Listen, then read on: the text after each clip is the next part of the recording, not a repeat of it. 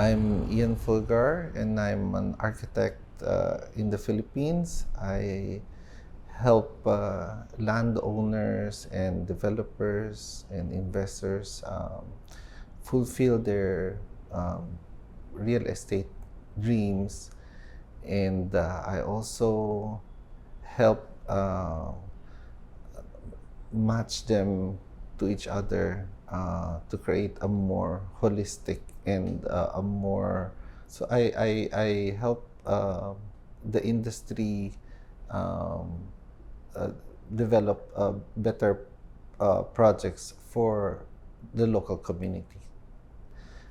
Initially, have always thought that I'd grow up to be an artist, painter probably.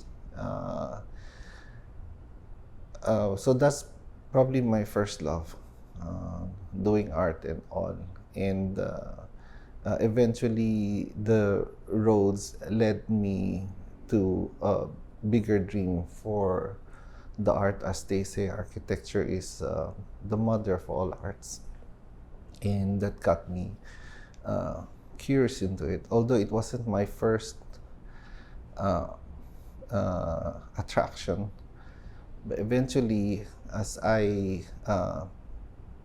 got myself involved in that industry and the discipline and how we talk about spaces and experience as an art form, it was then that it grew on me.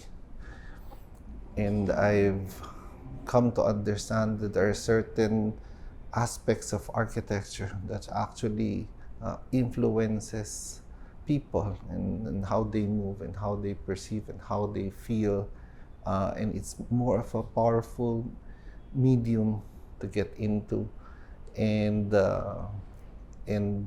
I've always from then on have felt a bigger attraction to architecture, and that's is through the journey that I've learned to really love the profession. I came from a very a rough family, so I was kind of left to myself at a very young age, and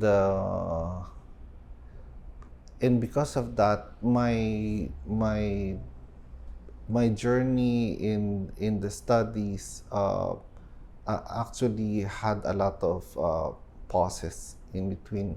It actually took me 3 times to get back into the program before I finally graduated from it, because I had to work outside, and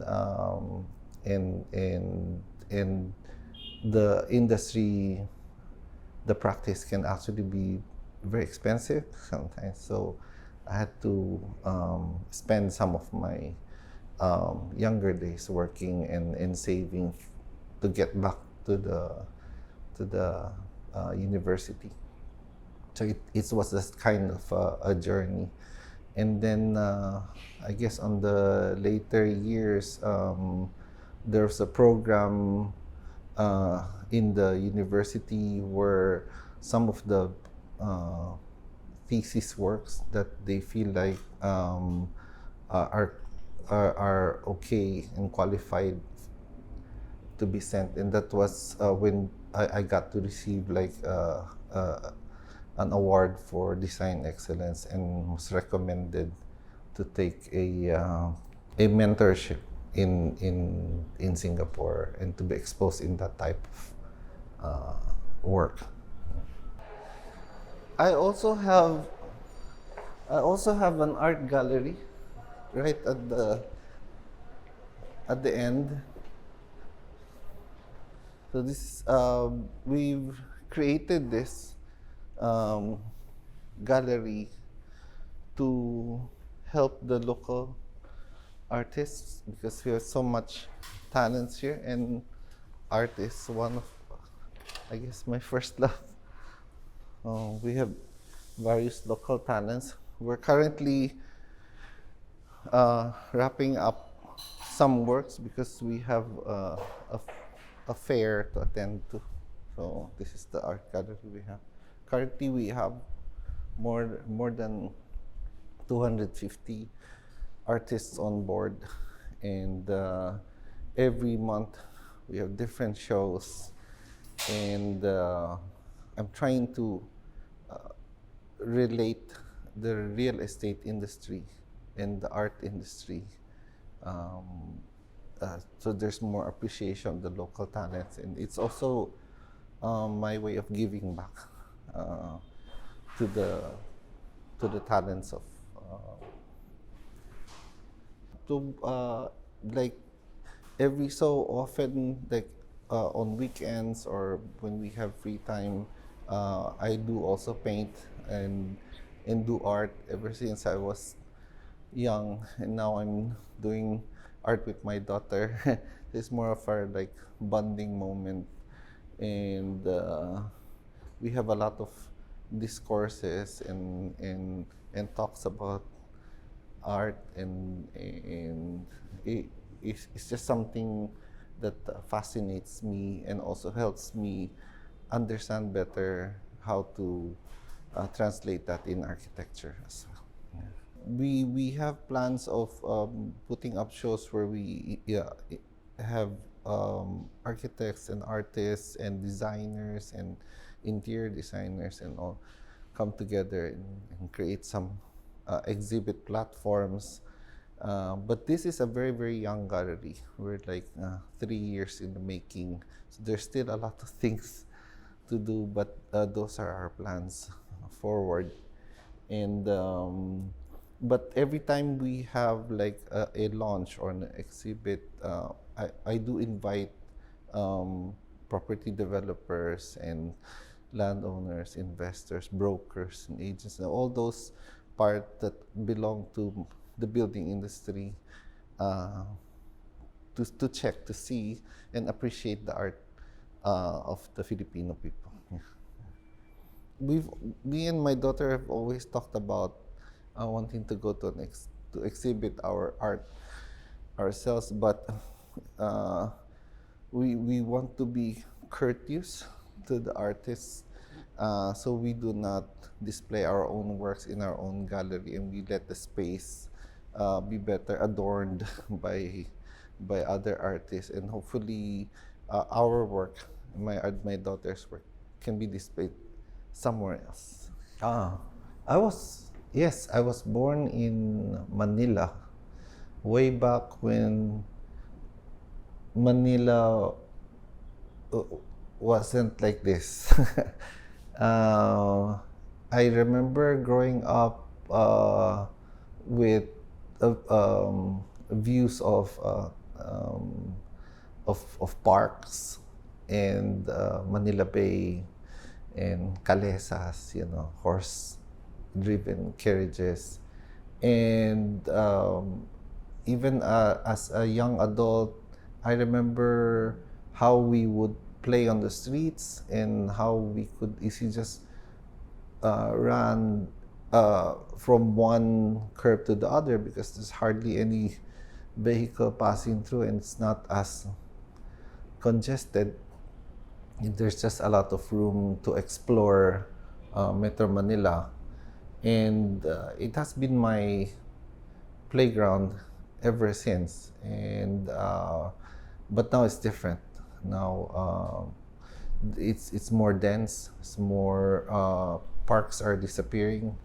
There's more malls and city centers and townships, and I hardly see any children now playing together like neighbors, sharing laughters and sharing food and sharing playtime.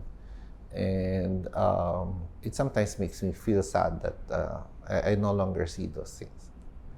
Metro Manila probably has changed a lot, and because there's a lot more people and there's a lot more vibrancy to it. There are also certain things that are consistent, which I find at the same time amusing and appealing for me.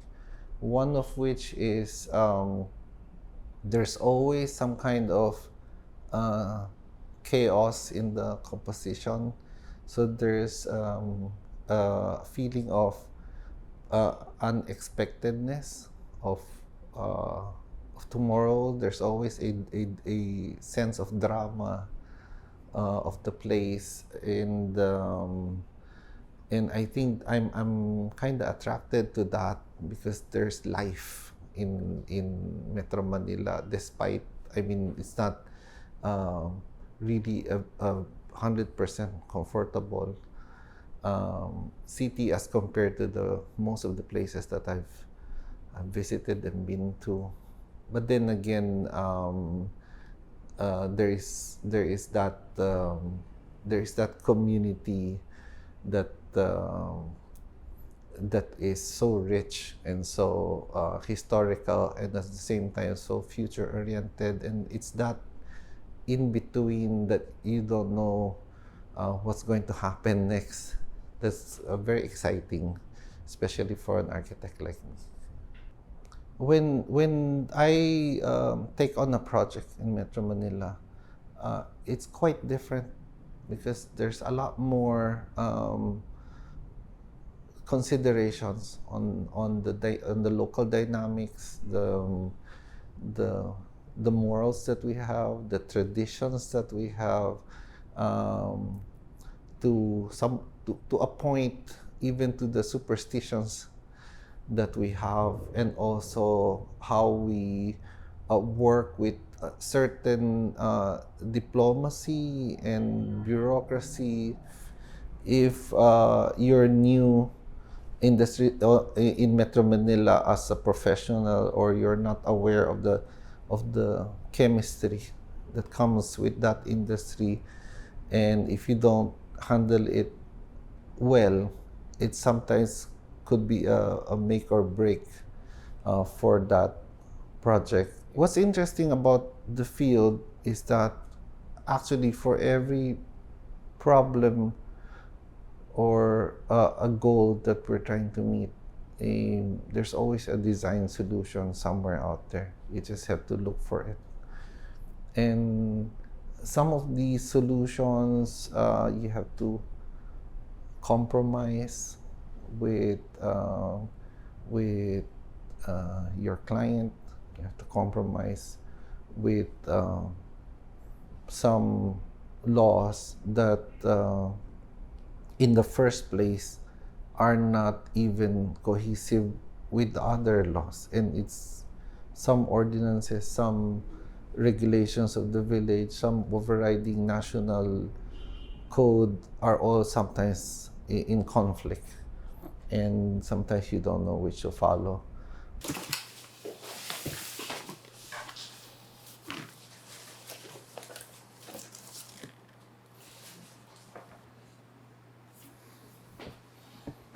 So we sometimes have like schemes that we do some studies before it gets finalized to the final project. And we also provide details for the other aspects of the building. Yeah, we have a lot of resorts and other aspects for a chapel, and also some interiors house. We also do simple houses and amenities.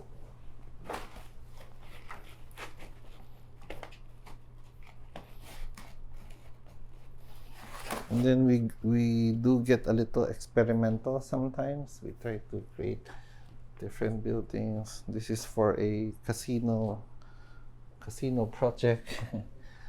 We also create experiences for visitors and guests in architecture. We do leisure and resort, also planning that are near coastal areas as well. So there's also a hotel on top of a cliff. and some entertainment townships that we've done. Podiums for that project. And most importantly, I think this one also. So this is a coastal residence subdivision with a hotel front that's overlooking Manila Bay. This property is in Ternate, in Cavite City. I've noticed that in Singapore, policies and protocols are a very important part of not just the design. So rules and regulations are set in place, and there's more. You can feel that there's a more awareness of the community for the love of Singapore and to help with the upkeep, so they self-regulate and heal the city at the same time. But they're also very sensitive to their cultural and historical background. So there are areas they also preserve for the right reasons, even if they're very modern and very forward thinking. So there's, I think, a lot of things we can learn from there here if we could have a bit more tighter, or probably have a better system that sets our policies in place. For one, I think, this personal view, that I don't think we need to have a lot of agencies governing the same industry. We have so many types that it's so confusing even for a seasoned professional to comply. Unlike in other countries where they've only one agency, like a building development authority or a land use authority that just governs and properly polices the entire city. But then again, if you think about it, in certain cities where you feel safe and comfortable and everything is expected, there's also this synthetic feel to it. Day by day, it's almost as if you're in a wonderland, and somehow it's desensitized. So there's also, I guess, a positive side to that in the more chaotic or unstructured platforms such as Metro Manila, because like I said, there's more drama to the day-to-day. There's something more alive, because there are rules, but then again, it's not every day that people follow the rules. So there are always other outcomes that come with that relationship with Metro Manila. So the architectural set comprises of several sheets and parts of the project, one of which is the site development plan. This is how to roughly instruct the contractors and the builders on how the building is oriented in relationship with the property line and inside the property, and what are the restrictions to the setbacks, fire exits, and how the roof and all that will perform on a top view perspective, how it's oriented to the roads and all that. And of course, since the building has different level, we also show the plans from the ground floor. In this case, on the ground floor plan, we showed where the parkings are and how the driveway works, and and some of the buildings. This is for a hotel for the lower ground floor plan, and this is for the commercial side of it, where we indicate areas for the utilities and for the engineering, and where are the vertical access for the elevators, and where the vehicle should be parked, and how the ramp works in this case. This is the upper ground floor plan where we start to introduce the leasable units for the commercial space and for the other utilities as well, and for other parts of the architecture in the rooms.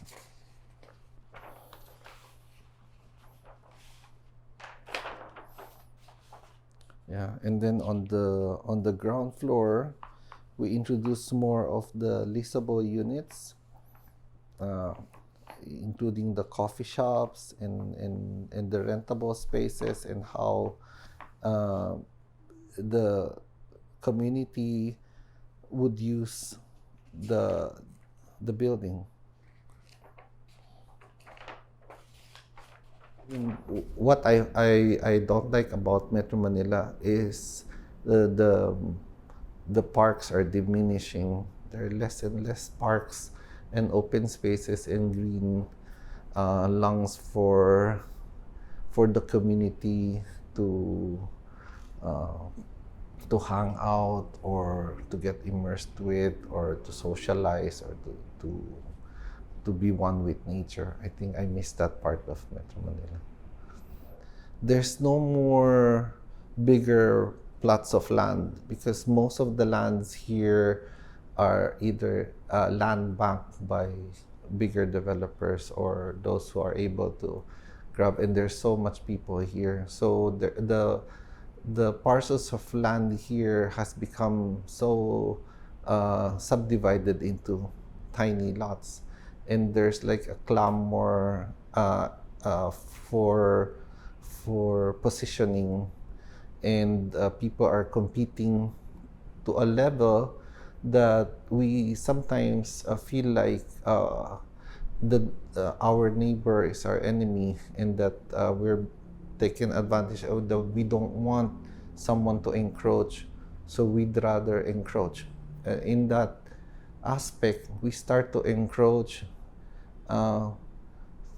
things that are set there for a reason. For example, setbacks that are probably healthy for any dwelling, so that you have ample ventilation, ample sunlight, but because we have a fear of missing out, that we try to encroach our own land, and to further that, encroach public property, so that the pedestrians now become parking spaces, garbage disposal, storefronts, vendors, and that now, because there's nowhere to walk, that the pedestrians in the community are forced to walk on the streets that further take up the first lanes. Now everyone's being congested on the other lane.